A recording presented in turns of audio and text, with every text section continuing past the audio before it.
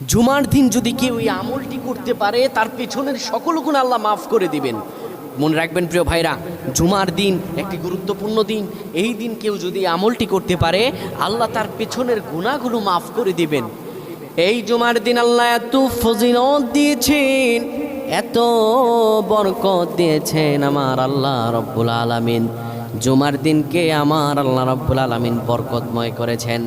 রব্বুল আলামিন এত ফজিলত দিয়েছেন, কোরআন আল কারিমে 62 নম্বর একটা সূরা নাজিল করে দিয়েছেন আর বলেছেন, ইদা নুদিয়া লিস-সালাতি মিন ইয়াউমিল জুমআ, জুমার আজানের দিকে ডাকা হলে ফাসআউ ইলা যিকরিল্লাহি ওয়া দারুল বাই, আল্লাহ স্মরণে মসজিদে চলে যাবা, তো সব কাজ তোমার জন্য তখন হারাম। জুমার দিন আপনি যদি সূরা ফাতিহা 7 বার, সূরা ইখলাস 7 বার, সূরা ফালাক 7 বার, সূরা নাস 7 বার পড়তে পারেন, এরপরে যদি